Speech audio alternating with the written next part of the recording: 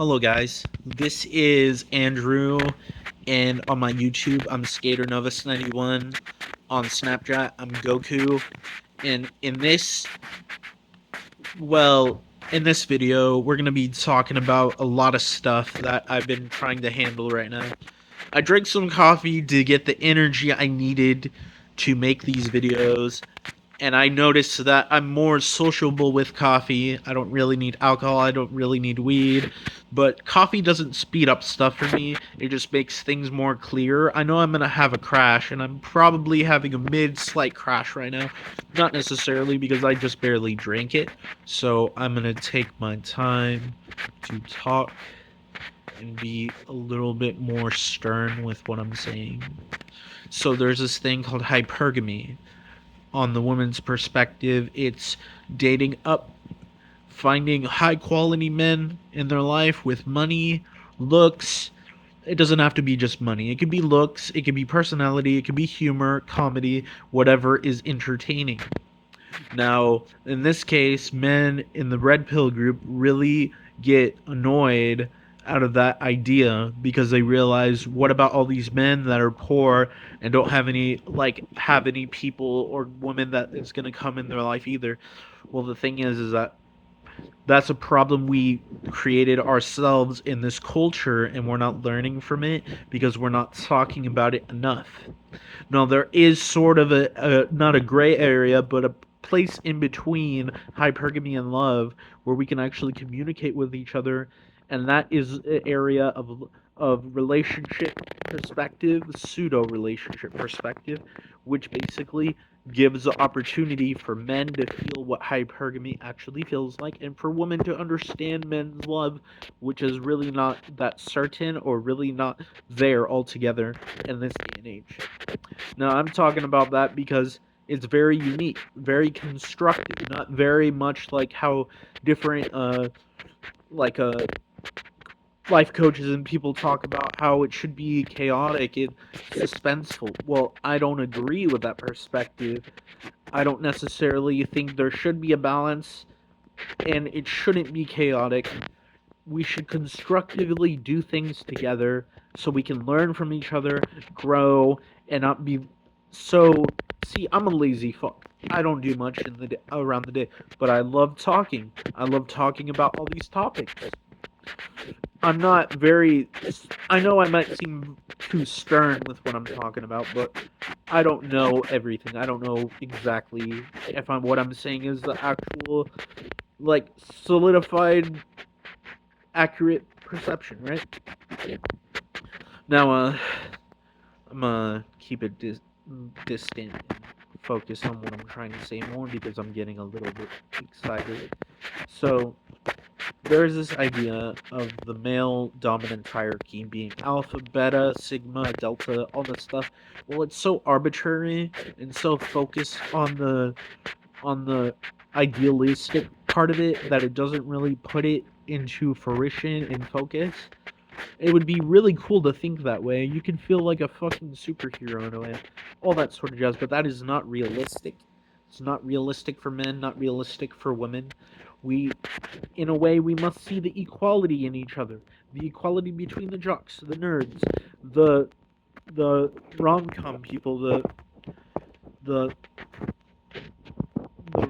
emos, all this sort of perspective, all these different types of groups. We don't have to be in unity.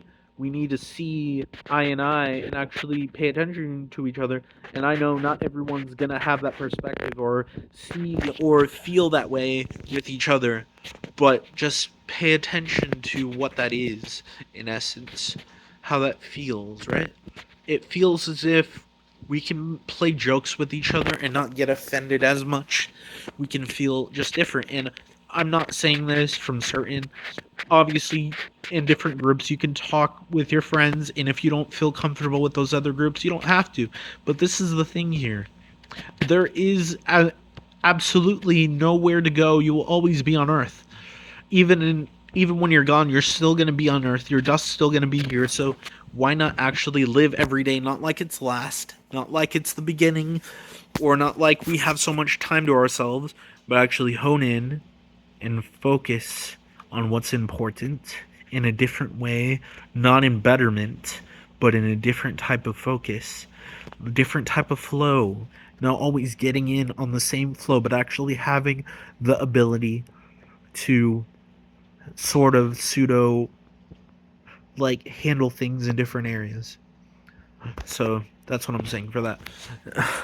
I kind of lost track of what I was saying per se, but can't believe it's only been 5 minutes. Wow. So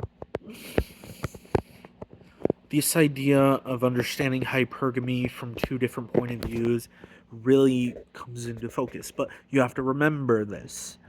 Hypergamy is not completely what women observe.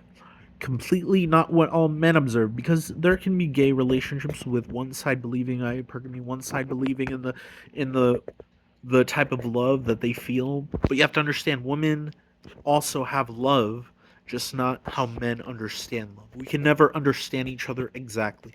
Just like in a gay relationship, or if you're trans in a trans relationship, you are not able to exactly feel how their love feels. And if it may feel one-sided, that's just a minor perspective you don't really focus on. So it's I'm not here to say that everybody has a possibility of feeling love for anyone they want.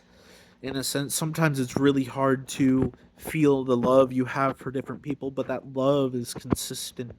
This this type of love is strong, very strong. And to understand love more, you have to understand hypergamy more, which basically means you have to understand quality, value, and all the certain things. You have to understand it's not necessarily built by a system that's kind of like a novelty form, like currency, how it's a acquired novelty from different points of view and stuff, different people considering this novelty and such. So I have to relax a little bit. So altogether, hypergamy is very confusing, but don't see it as like a measurement of high, low, or all these qualities. What, Ivy?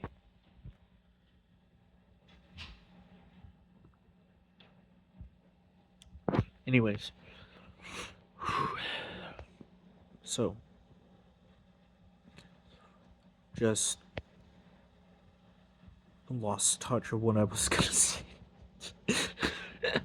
Okay, so what we talked about so far is love, hypergamy, and the things that are in between we can really result in understanding each other more.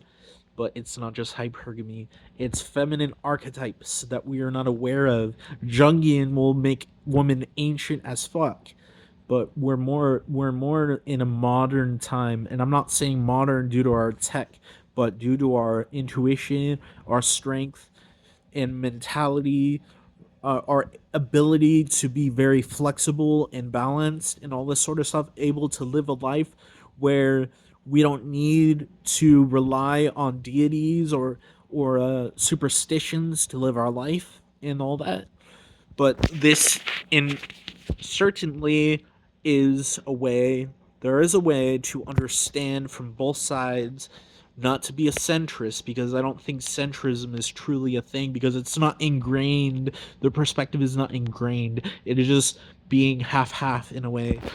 But who knows? There's probably centrists out there that might think differently. This is the problem when we assume that all feminists think the same or all red pillists think the same. There is a lot of YouTubers that think really differently, but when they go out to send their message, it is very slightly toxic in both sides. So I'm going to be talking about this way more all day long, and I know I'm going to make video after video, but I am not trying to bombard. I'm just trying to relax. And whatever you get out of this is not a rush, but more of a, not a novelty, but a sense of realism that feels relaxed, feels approachable, and you have the opportunity to actually listen for yourself, get your opinion, get what you get out of it, and just think of this as a more of a realistic approach that has imagination to it. So yeah, that's all I got to say from now. So, Skater Novus 91 signing off. Thank you.